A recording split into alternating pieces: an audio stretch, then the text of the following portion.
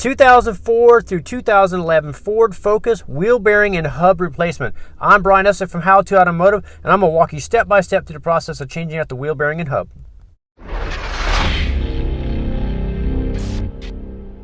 On this particular job, the customer supplied the parts, but I wanted to show the part numbers to you. I will link up some better quality parts in the description of the video. That way, if you need to pick any of these up, you can find those there. The first thing we need to do is get the vehicle off the ground. If you're doing this at home, make sure you use floor jacks and jack stands, and we need to take off the wheel. So I'm doing the passenger side front here. So I'm going to remove the wheel. After that, we're going to take the brake caliper off. So we're going to remove the bolt here and here. You're going to need a 14mm socket to take the bolts off. So if you go to take these bolts off and the inner portion of it spins on you, you're going to need to back it up with a 17mm wrench right here. So you put the wrench on here like this, and then you can use the impact tool or hand tools to spin the bolt out.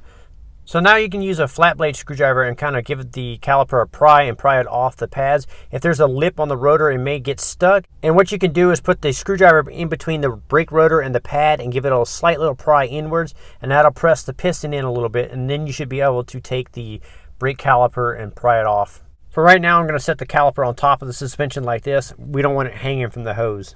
Now we're going to take the brake caliper bracket off. You're going to need a 15mm socket to remove the two bolts on the back here. The tool I'm using is the new stubby impact that just came out this year by Milwaukee Tools. I will link this up in the description of the video. This is a great tool for this type of jobs.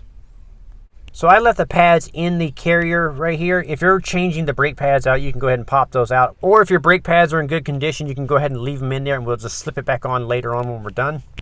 Now you can slip the rotor off and set it aside. Once we got the rotor off and set aside, we're going to take the axle nut off next. You're going to need a 32mm socket. The easiest way to get these off is with an impact socket and an impact gun like this. If you don't have an impact tool, you'll need to leave the brakes all together, have somebody apply the brakes, and then you can use a breaker bar to crack the nut free. Now we need to remove the hub, and to do that we're going to use a slide hammer. I'm going to show you one of my slide hammer tips or tricks. First thing we're going to do is bolt the slide hammer up to the hub here. So you're going to start 2 bolts on it and run them in until they're snug. You don't want this loose. You want to take out as much of the slack as you possibly can. I like to snug them up with a wrench. So I just put 2 of the lug nuts back on there and snug it up with a wrench as tight as I can get them. So now I'll screw the slide hammer into the hub adapter here. And once I get that screwed all the way in, I'll also tighten up the jam nut. So we don't want a lot of play or anything, so we want to make it as snug and firm as we can get it. So you want to tighten up the jam nut, make sure the lug nuts on the hub portion of it is tightened up. So now we're ready to slide hammer the hub off. But I wanted to share with you a technique. So when you're slide hammering these, a lot of times they're really painful on the hands right here. And you can also pinch your fingers and stuff. And also up high like this, there's no leverage to really get a good swing on it. So the technique I do is I lower the vehicle down to about a foot or so off the ground. Then I use a shop rag like this or a towel, and I'll wrap it around the handle of the slide hammer. And once I got it wrapped around the handle of the slide hammer, I'll twist it. So I'll twist it up until it's nice and tight on the slide hammer.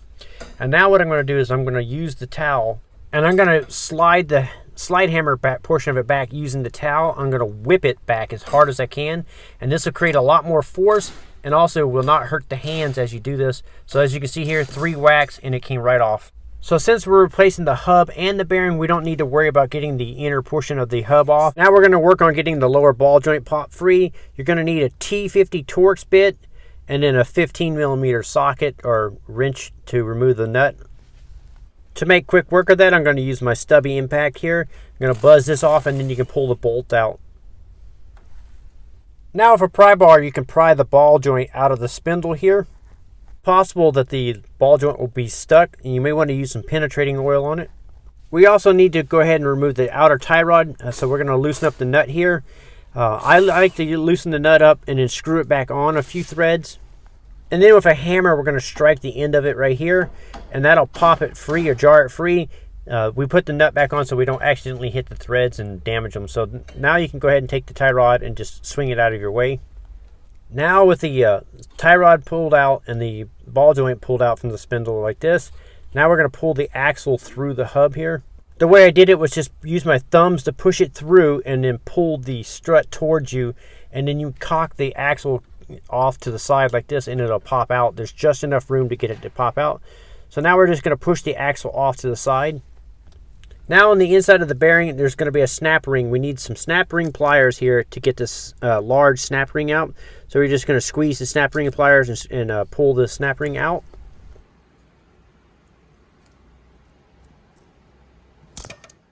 Now that we got the snap ring out, we're going to press the bearing out. And to do that, I'm going to use a special tool called the hub grappler. This is designed to remove the bearings inside the car without taking the whole spindle off.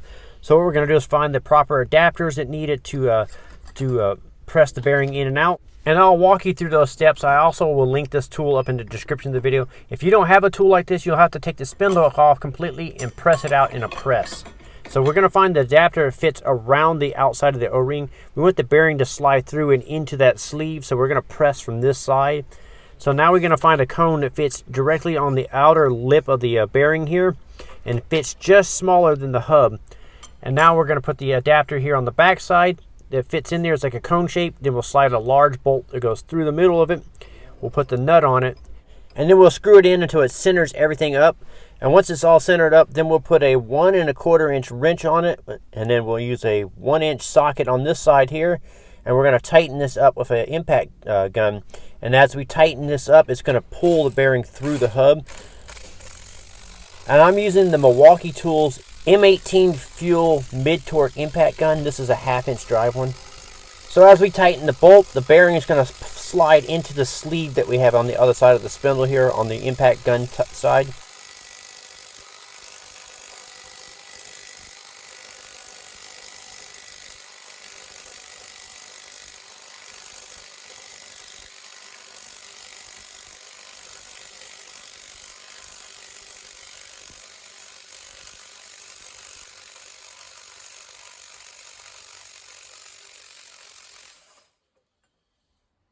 Now we can remove the tool and the bearing assembly out like this.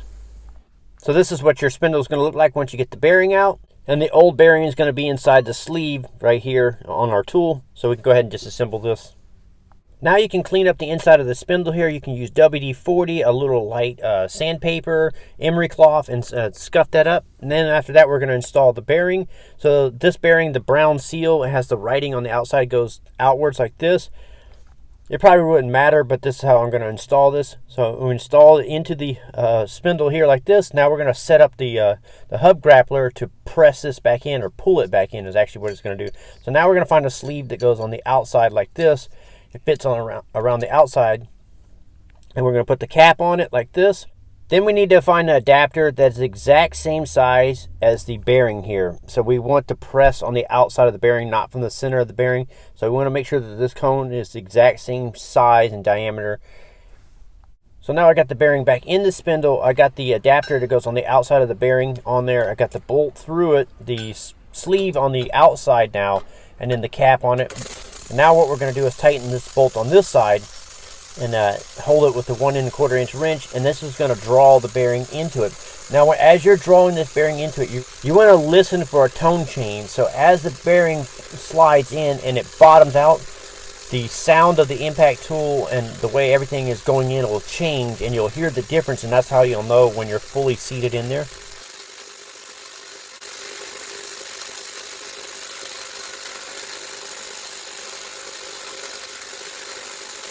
You'll also notice that the nut is not turning anymore and it's just kind of vibrating. Once you hear it bottom out, now you can go ahead and reverse the tool and take it off.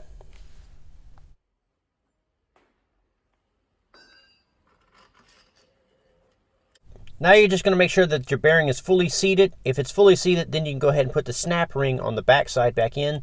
So you can use your snap ring pliers and put that back in and install it like this. Now I'm going to show you how to press the hub into the bearing. So what we're going to do is we're going to need a cone that fits directly in the inside of the hub here like this. We want to make sure it's a little bit smaller so it doesn't get stuck in there when we press it in. So then we're going to put a cone that fits on the back of the bearing like this, so it's pretty much the exact same size as the bearing. You want it to fit snug against there, maybe slightly smaller so it's not sitting on top of the snap ring. Then you can slide the bolt through the hub and then go ahead and start the nut on the other side like this. And then you want to just make sure everything is nice and centered. So you want to center everything up. Take your time to center everything up. Then you can go ahead and put your 1 1/4 inch wrench on the back of it. Now you're just going to draw the hub into the spindle here in the bearing, and you're going to listen for that tone change again. So as we get to bottoming out, you'll hear it, the tone change, and you'll know you're fully seated.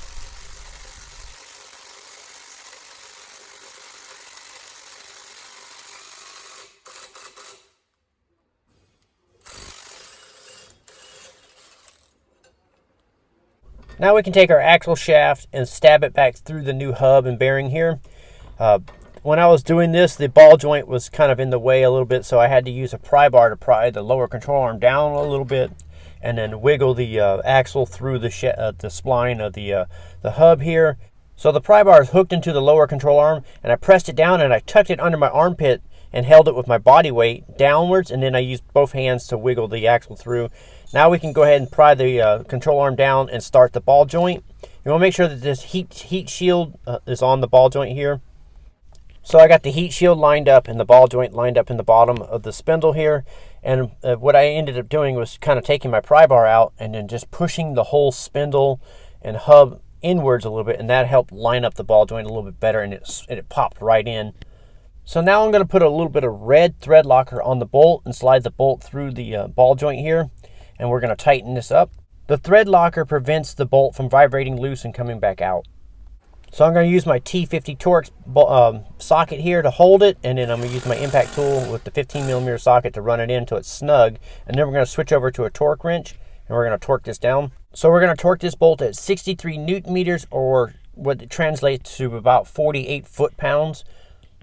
When using the torque wrench, I don't like to jerk the torque wrench. I like to ease the torque up to it, so you steady, even pressure until you get to the proper torque. You'll feel, if you're using a click type like me, you hear it click. If you're using a digital, you'll hear it beep. Now we can take the outer tie rod and stab it back through the spindle here and start the nut. I also put a little bit of red thread locker on there and ran the nut down until it was snug. Then we're going to switch over to a torque wrench and we're going to torque this down to 26 foot-pounds.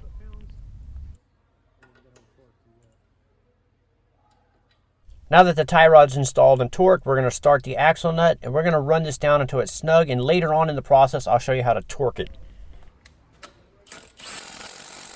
So we're not torquing it with the impact, we're just running it down until it bottoms out.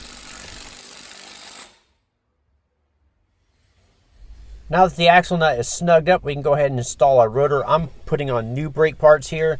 If you're using your old ones, that's fine. Just go ahead and put the old rotor back on. I use a lug nut to hold it in place. And then after that, we're going to put the caliper bracket back on. If your brake pads are in good condition, you'll just leave it into the bracket like this and just slide it on and we'll bolt it up. But in my case, I'm going to take this all apart and swap these out. Now that I got my pads swapped out, I'm going to go ahead and slide on my brake caliper bracket here and then start the bolts. I'm also using red thread locker on these bolts here so they don't vibrate loose and come back off. Once I got the bolts started, I use my little impact tool to run them in until they're snug. I'm not torquing them down with the impact tool, I'm just running them in until they're snug. Now with my torque wrench, I'm going to torque the two bolts down to 46 foot-pounds.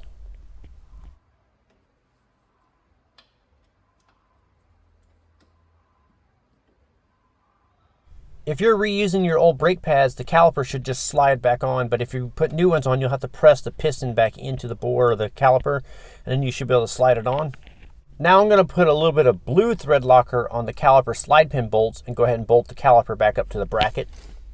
So then I ran the bolts until they were snug, and with my torque wrench is set up to 20 foot-pounds, I torqued the two bolts top and bottom. If the inner nut tries to spin on you, you'll have to use your 17mm wrench to back it up so it doesn't spin, and torque these two down to 20 foot-pounds. Now you can go ahead and remove the lug nut, and then after that I'm going to show you how to torque the axle nut down. So what we do is we pop the center cap of the rim out like this, and we bolt the tire up. You want to make sure that the lug nuts are snug before you drop it down on the ground. After that you can torque it down in a crisscross pattern at 94 foot-pounds.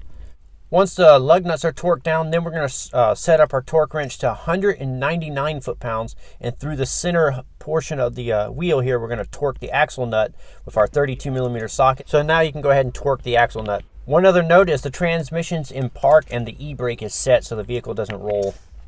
Once the axle nut is torqued, we can go ahead and put our center cap back on. There's a little slot on the center cap that you have to line up with the rim.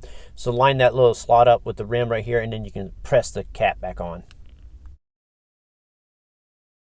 Before you start the vehicle, you want to pump the brake pedal to press the calipers back out. I will link up all the parts and tools that I use in this video in the description. I'm Brian Essa from How To Automotive. I'd like to thank you guys for watching, encourage you to subscribe, invite you to head over to the howtoautomotive.com website for more valuable videos like this. Thank you again for watching.